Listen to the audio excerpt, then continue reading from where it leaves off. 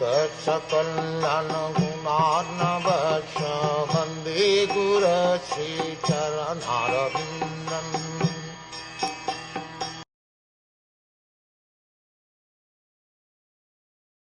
Those who are serious about liberation are certainly non-envious, and they respect all.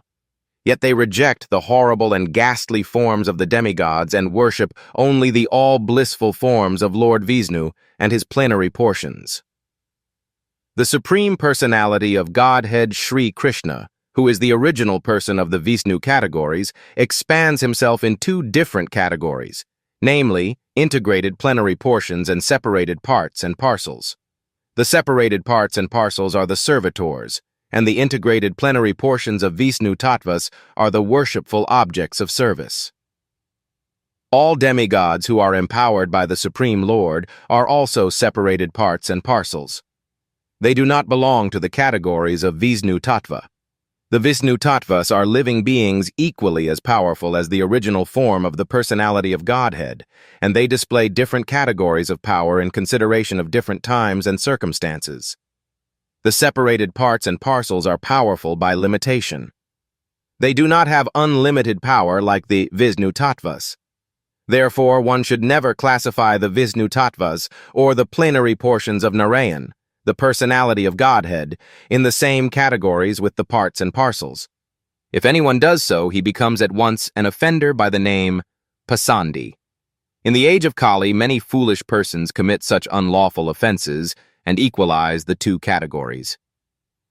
The separated parts and parcels have different positions in the estimation of material powers, and some of them are like Kala Bhairava, Shmashana Bhairava, Shani, Mahakali, and Kandika.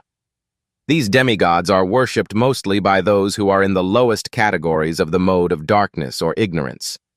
Other demigods like Brahma, Shiva, Surya, Ganesha, and many similar deities are worshipped by men in the mode of passion, urged on by the desire for material enjoyment.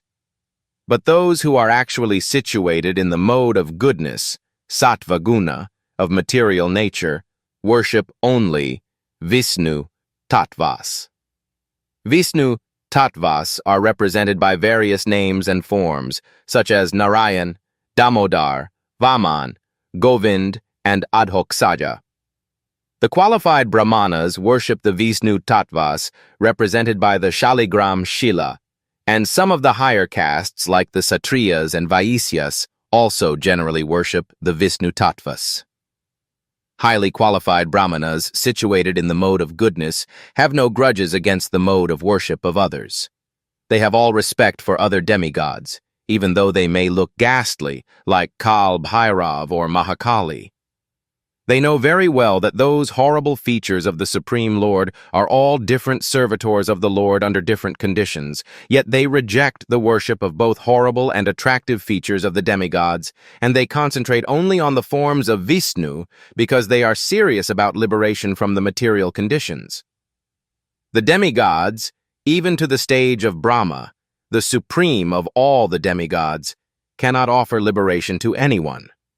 Hiranyakashipu underwent a severe type of penance to become eternal in life, but his worshipful deity, Brahma, could not satisfy him with such blessings. Therefore, Visnu, and none else, is called Muktipada, or the personality of Godhead who can bestow upon us mukti, liberation. The demigods, being like other living entities in the material world, are all liquidated at the time of the annihilation of the material structure. They are themselves unable to get liberation, and what to speak of giving liberation to their devotees. The demigods can award the worshippers some temporary benefit only, and not the ultimate one. It is for this reason only that candidates for liberation deliberately reject the worship of the demigods, although they have no disrespect for any one of them.